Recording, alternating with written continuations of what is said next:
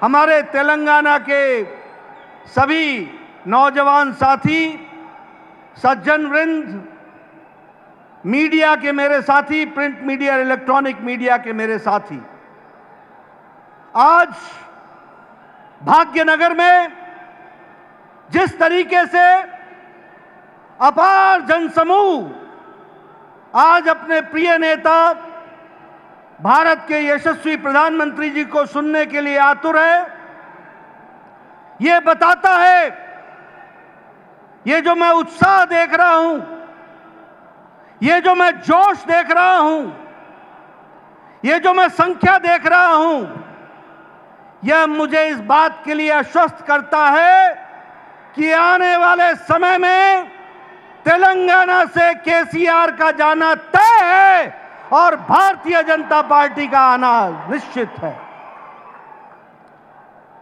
मित्रों, मैं आपके और प्रधानमंत्री जी के बीच में बहुत देर नहीं रहूंगा।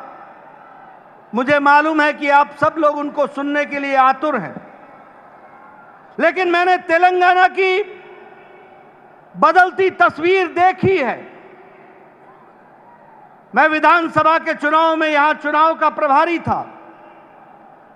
उस समय का वातावरण भी मैंने देखा है और उसके बाद का भी मैं वातावरण देख रहा हूं।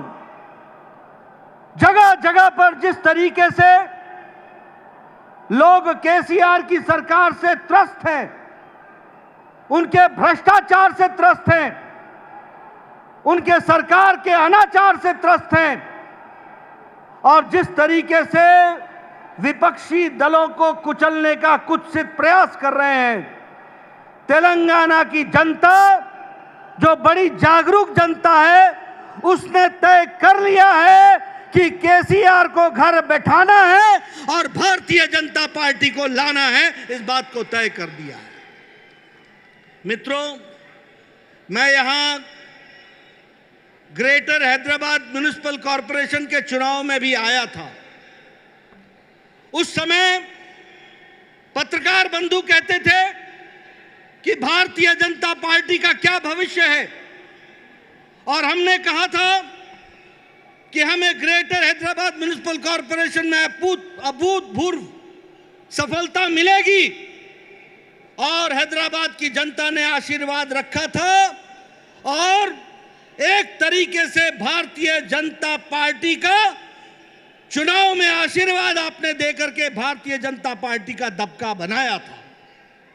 लेकिन आप वहीं नहीं रुके।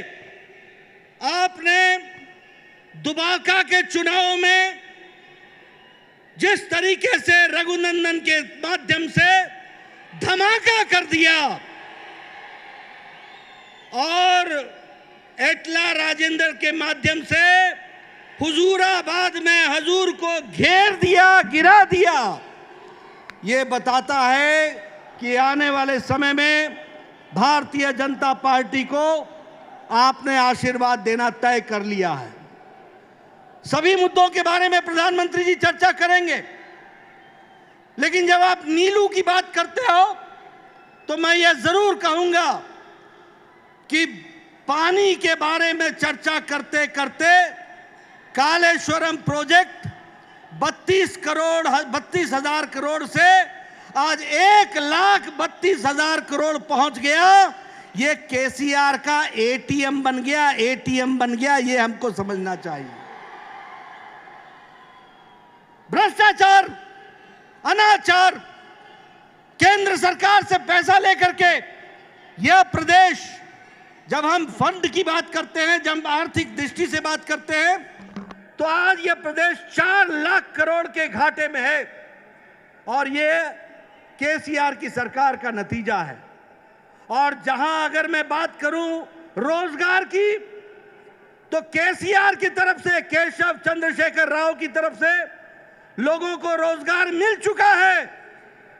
लोगों को रोजगार कैसे मिल गया है? लोगों को रोजगार इस तरीके से मिल गया है क्योंकि उसके नाम पर रोजगार का अर्थ है उसका बेटा, उसकी बेटी, उसके 2-2 दामाद खुद ड्राइविंग सीट पर कार फुल है, हाउस फुल हो चुका है, अब कार में जगह नहीं है, रोजगार फुल हो चुका है, ये हमको समझना चाहिए। मित्रों, ऐसी भ्रष्ट सरकार को रहने का कोई अधिकार नहीं है। बहुत से मुद्दे हैं, इस पर चर्चा होगी। जो आशीर्वाद प्रधानमंत्री जी ने तेलंगाना को दिया है वो सही मायने में धरती पर नहीं लग रहा है। उसमें भ्रष्टाचार हो रहा है, स्कीमों का बदला जा रहा है, और इसलिए समय आ गया है कि अब डबल इंजन की सरकार चाहिए, ऊपर मोदी जी की सरकार चाहिए, तो तेलंगाना में भी कमल खिलना चाहिए, कमल खिलना चाहिए, कमल खिलना चाहिए। इसको हमको ध्यान में रखना चाहिए। मैं पुनः आप सबको धन्यवाद देता हूं और आपके और प्रधानमंत्री जी के बीच में ज्यादा समय न रहते हुए हम सब लोग प्रधानमंत्री जी को सुनने के लिए आतुर हैं। यहीं पर अपनी बात समाप्त करता हूं, इस आशा के साथ कि अगली बार भारतीय जनता पार्टी का कमल खिलेगा। इन्हीं शब्दों के साथ बहुत बहुत धन्यवाद। जय भारत, जय तेलंगाना।